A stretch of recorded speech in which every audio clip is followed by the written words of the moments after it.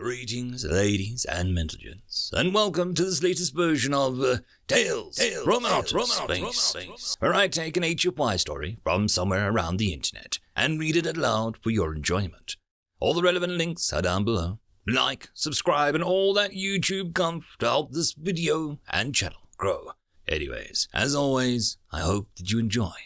I would just like to thank the following Tier 5 patrons and channel members for supporting the channel: BuzzKillington, Datamagnet, and Bob the Dragon. Thank you again. And now, on to the story.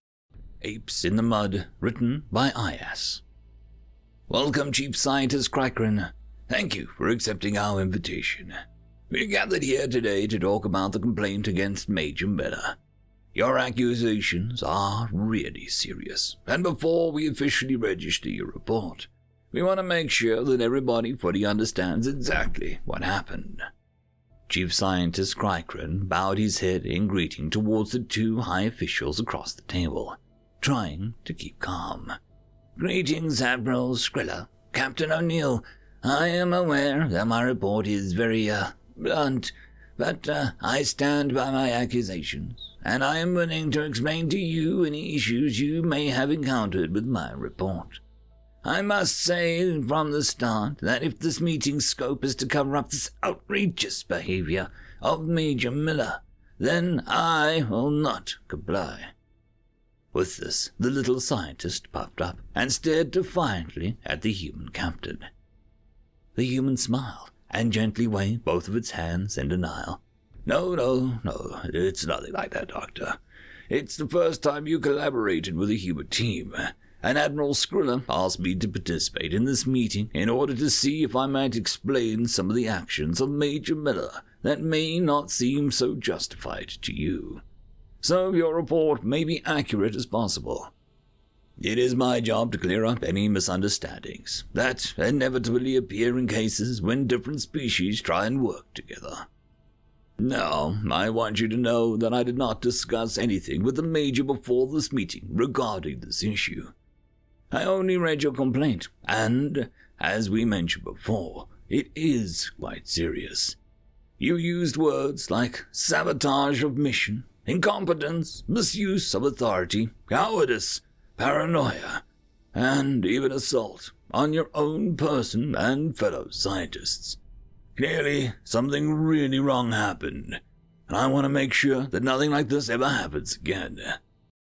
In order for us to get the full picture here, could you tell us in your own words what exactly happened? Fine, grumbled the scientist, not entirely convinced about the human captain's impartiality. We were orbiting planet SR695887. Our scan showed that it was certainly capable of sustaining life. But the atmosphere, even if breathable, is very dense. Kilometer-thick clouds constantly cover the entire planet. So any further investigations had to be made from the ground. I was assigned to lead the team that first landed on SR395887. My role, besides a leader, was that of biologist. I was supposed to look for life forms. The team also had one geologist and one botanist, Major Miller, and another two human marines were assigned as security teams.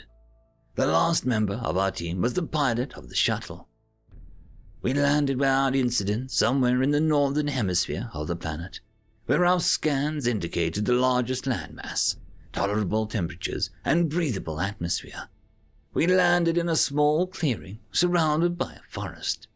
After touchdown, we did the preliminary scan with the shuttle sensors, but with the clouds above were replaced with thick mist on the ground. This, and the trees around, limited the sensor range to about 300 meters.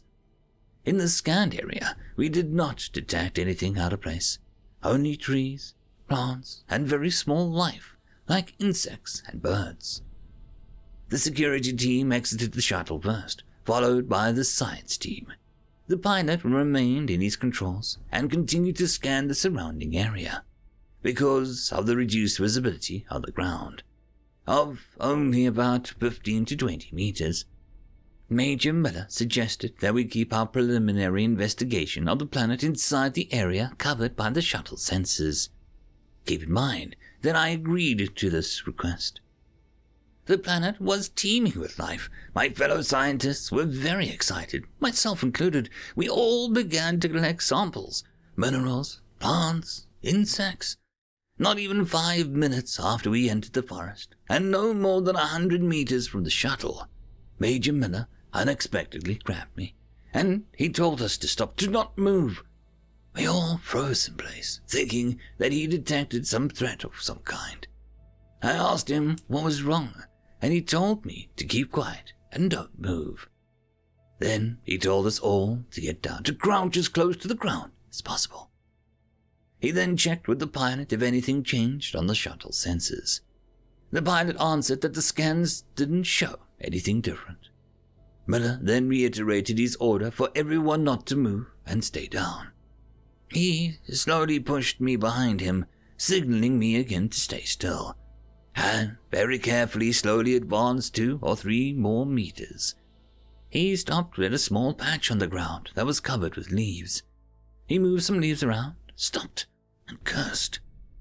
This is where Major Miller's behavior stopped making any sense. The leaves were probably gathered in a small depression in the ground because Miller reached down into the leaves and took a stick from a small depression. He then slowly got to us and told me that we need to get back to the shuttle as soon as possible, that this was a dangerous area. Naturally, I demanded an explanation.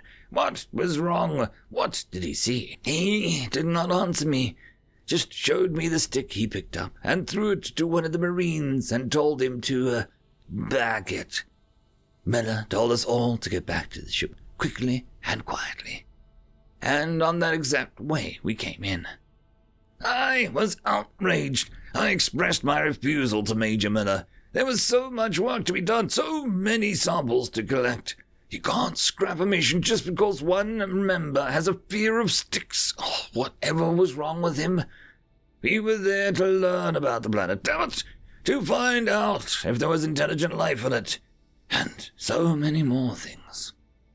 He shushed me, told me that I should consider the mission accomplished. He said that it was his prerogative to abort the mission if he perceived any threat, and ordered us to get to the shuttle now. He claimed that we were in a dangerous zone, that there was definitely an intelligent race around, probably advanced enough that it could pose a danger to us. He said that we should return with more security and diplomats. Again, I refused to demand proof. He just sighed and told me, "Didn't you see the stick?" I told him he was delusional and tried to move past him and get on with my job. That is when Miller grabbed me. Your species is larger than us, almost 3 times larger, so I was powerless to escape from his grasp. So I very clearly and loudly asked him to release me immediately. He just put a hand over my mouth and silenced me, then ordered the 2 other Marines to grab the little guys and bug out to the shuttle. The Marines complied, and the whole team was forcefully loaded into the shuttle. By this time, I was beyond fury, but I was also scared, for the safety of my colleagues, of course.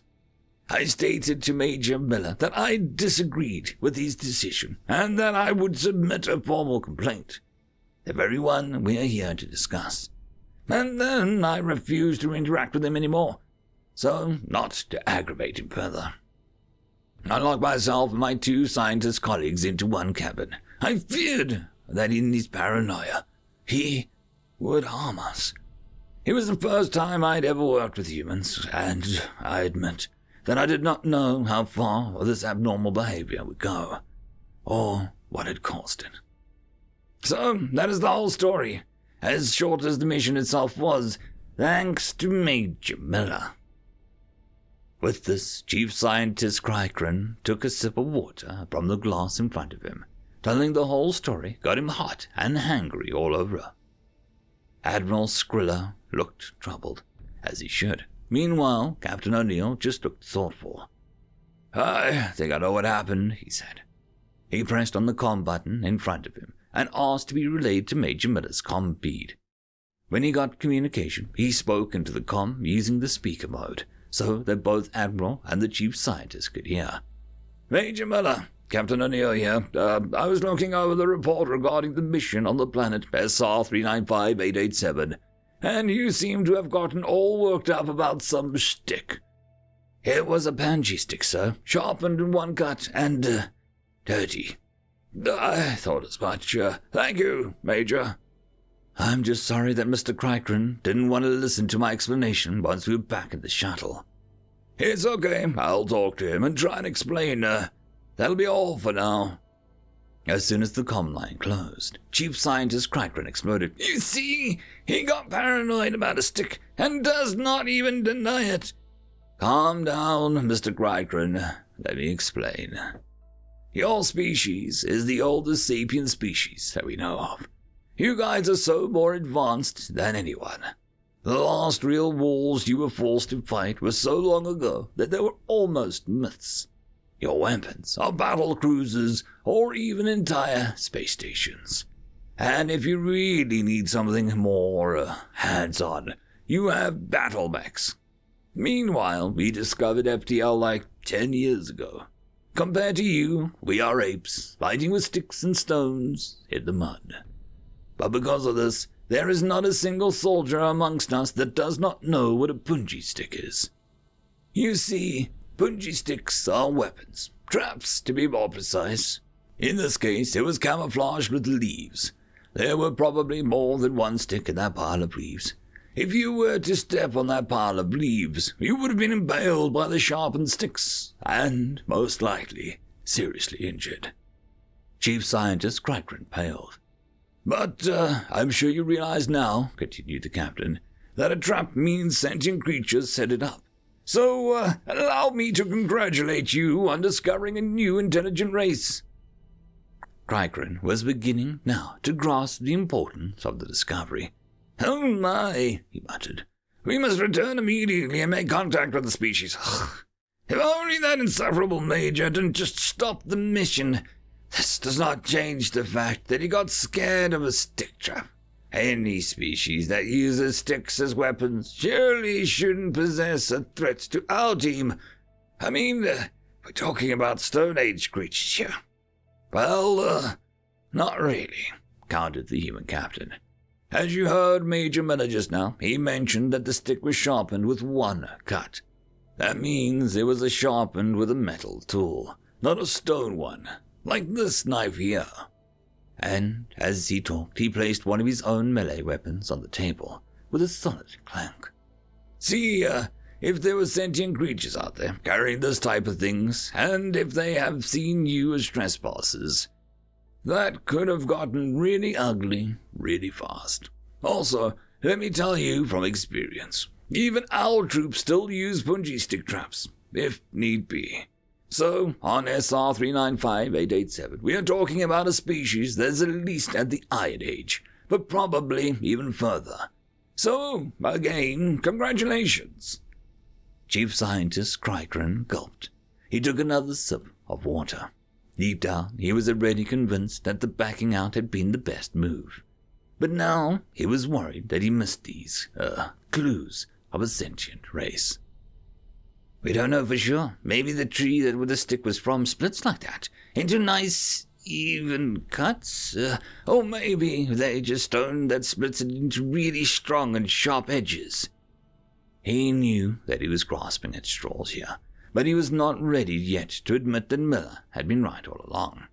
And, for all we know, the pit was used for hunting wild animals. There's nothing to indicate aggression from the builders of the trap. O'Neill looked thoughtful for a second, but then shook his head in denial. No, it's pretty obvious you guys were in a dangerous area. Miller said that the stick was dirty. That means that the tip, the sharp part, was tainted with something, probably feces. This means two things. One, the species has some knowledge about bacteria and infections. So sorry, but the Stone Age theory is not standing. And two, it means that it's not meant for prey animals. No hunter wants to taint his soon-to-be food. No, this was meant for enemies, to kill them with infections if impaling fails.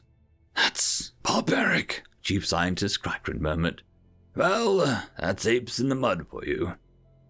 But overall, in my opinion, the Major recognized a dangerous situation. You were probably in a war zone. Put safety first, and his decision to extract you and your team from there, fast and quietly, was the best call, even if it meant carrying you guys out there against your will. So what do you think? Care to revise your report before making it official? Asked the now smiling captain. Well, of course I want to revise it. I just wish Major would have explained it to us. You said you locked yourself into the cabin. I know, Admiral. I officially request you to disregard my initial report. I'll present you a revised one tomorrow. Now I need to go apologize to Major Miller and his team. Captain, I believe it's your custom to pave the road to conciliation with lots of alcoholic beverages. Well, yes, the reluctant captain answered, his smile fading. Okay then, may I be excused? Of course, Chief Scientist Crackrun, answered Admiral Skrilla. As the little scientist exited the room, the human captain turned to the Admiral. After I just explained to him about apes in the mud thing, he wants to get said apes drunk. He sighed. Yes, I'll see you here tomorrow then. End of story. And that, my friends, concludes this video. I hope that you enjoyed, and if you do, please consider supporting the author, even by popping over and leaving a thumbs up or a nice comment, just to show your appreciation for the story. However, if you wish to support this channel, there are links down below which will help immensely. I will see you all in the next one, and until then, I hope that you have a fantastic day. Cheers.